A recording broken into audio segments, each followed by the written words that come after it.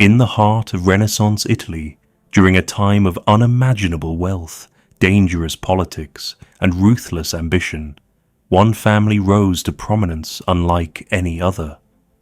The Borgias, their name has become forever linked with corruption, betrayal, scandal, and even murder. But beyond the legends, beyond the rumors that have echoed through centuries, lies a story far more complex, a story buried in the shadows of history. To truly understand the Borgias, we must travel back to their origins, far from the grand palaces of Rome to a small town in Spain. The family's name was originally Borgia, a noble but modest house from Jativa in the Kingdom of Valencia. From these humble beginnings, a man named Alphonse de Borgia would change the fate of his family forever. Alphonse was a brilliant scholar of law and theology, an expert in diplomacy, and a man of extraordinary ambition. His talents caught the eye of King Alfonso V of Aragon, one of the most powerful rulers of the time. With the king's favor, Alphonse rose swiftly through both royal and church ranks, and in 1455, in a stunning display of political maneuvering, Alphonse de Borgia was elected Pope, taking the name Calixtus III, the first Borgia Pope. Calixtus III, though an old man, wasted no time in securing his family's future. He appointed his nephew, Rodrigo Borgia, as a cardinal. Rodrigo was young, intelligent, and charming, and under the mentorship of his uncle, he learned how to play the dangerous and seductive game of Roman politics. Though Calixtus III's papacy lasted only 3 years, he planted the seeds of power that would soon flourish into a dynasty. Rodrigo Borgia, now a cardinal, was no ordinary churchman. He was a master manipulator, a brilliant strategist, and despite his holy office, a man deeply involved in worldly pleasures. Rodrigo fathered several children, something not uncommon among Renaissance clergy, though still scandalous. His most famous mistress was Vanozza de Catane, a noblewoman of Rome, and with her he had 4 children, Cesare, Lucrezia, Giovanni, and Goffredo. As Rodrigo amassed wealth and influence, the Catholic Church itself was rotting from within. The papacy, supposedly the highest moral authority in Christendom, had become a throne of corruption. The Church was deeply entangled in politics, and the line between sacred duty and personal ambition had long been erased. Cardinals and popes openly sold church offices for profit, a practice known as simony. Rodrigo Borgia was one of the most skilled players of this corrupt system, gaining vast territories and resources. But in 1492, Pope Innocent VIII died, and the race to elect a new pope began. The papal conclave was supposed to be a solemn spiritual gathering, but in truth, it was a market of bribes and promises. Rodrigo Borgia, with his immense wealth and cunning, knew exactly how to win. He offered vast sums of money and high-ranking positions in exchange for votes. Despite strong rivals, Rodrigo's strategy prevailed. He was elected pope, taking the name Alexander VI. His coronation was marked by lavish celebrations, but behind the scenes the city of Rome whispered of the price paid for the papal crown. Now, as Pope Alexander VI, Rodrigo set about transforming the Borgia family into one of the most powerful dynasties in Europe. He showered titles, lands, and riches upon his children. Cesare Borgia, although initially pushed into a church career, was made a cardinal. But Cesare's true passion was not religion, but power and war. Lucrezia Borgia, beautiful and intelligent, became a key pawn in her father's diplomatic game. She was married off strategically to powerful men, binding the Borgias to Italy's nobility. As Alexander VI strengthened his grip over Rome, enemies of the Borgias began to grow in number. Rival families such as the Orsini and Colonna despised the Borgias' rising influence. Foreign monarchs looked upon the papacy now as a political weapon rather than a spiritual beacon, and everywhere rumors swirled, rumors of poisonings, assassinations, and secret affairs. Whether these were true or fabricated by their enemies, they fueled the Borgia legend. Rome under Alexander VI was a city of extremes, of magnificent feasts, stunning art, and public spectacles, but also of secret plots, betrayals, and violence.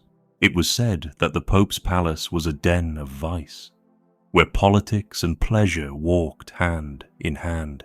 Yet for all their enemies, the Borgias were still the masters of Rome. Alexander VI had survived every attempt to bring him down. Cesare Borgia, young and ruthless, was being groomed to become the secular arm of the family's power, and Lucrezia, married off to the influential Sforza family, was now tied to the lords of Milan. But holding on to power in Renaissance Italy was like holding a sword by its blade. Their enemies were plotting in the shadows, and the next moves would decide whether the Borgias would rise to become kings in all but name, or be destroyed by the very forces they had unleashed. As this dark, in a scandal that shocked Italy, Alexander VI demanded an annulment of Lucrezia's marriage, claiming Giovanni was impotent, a public humiliation that caused an irreversible feud between the two families. Some even whispered that Lucrezia had been involved in affairs, including one with her own brother, Cesare, a rumor that still haunts her name to this day, though historians debate its truth. After the annulment, Lucrezia was married again, this time to Alfonso of Aragon, the illegitimate son of the King of Naples. This marriage was meant to secure an alliance with Naples against the rising threat of France, whose king, Charles VIII, had invaded Italy and marched into Rome in 1494. The French invasion shook all of Italy and left the papacy vulnerable. Pope Alexander VI was forced to play a dangerous game, balancing diplomacy, bribery, and betrayal to keep both the French and Italians at bay. Meanwhile, Cesare grew tired of his role as a cardinal. His dreams of war and conquest could not be fulfilled while bound by church law. So in a shocking move, he renounced his cardinalship, a scandalous and nearly unheard of act. He would now follow the path of a military leader. But before Cesare could begin his campaign of conquest, a series of dark events unfolded that would change the family forever. In 1497, Giovanni Borgia, the Pope's favorite son, was found dead, his body dumped in the Tiber River, riddled with wounds. His murder was never officially solved, but many suspected Cesare. Some believed Cesare killed his brother in a jealous rage, while others thought political enemies had done it to strike at the Pope himself. Either way, Giovanni's death left the family shaken, and Cesare now stood as his father's main heir and enforcer. With Giovanni gone, Alexander VI focused all his power and resources on Cesare. To strengthen Cesare's position, the Pope forged a new alliance with France, the same enemy they had feared. Cesare travelled to France and was welcomed by King Louis XII, who had recently divorced his wife to marry a young woman, a marriage sanctioned by Pope Alexander himself in exchange for military support. In France, Cesare married Charlotte d'Albret, a noblewoman connected to the royal family, cementing his bond with the French king. But Cesare wanted more than a title. He wanted an army. With French troops at his command, Cesare returned to Italy and launched a brutal military campaign to carve out his own state in the region of Romagna in northern Italy. His dream was to build a Borgia kingdom, a hereditary state that would make his family as... So if you want to know how this dark saga ends, make sure to subscribe to The Past Unfolded, and don't forget to like and share if you enjoyed this deep dive into Renaissance intrigue. The death of Pope Alexander VI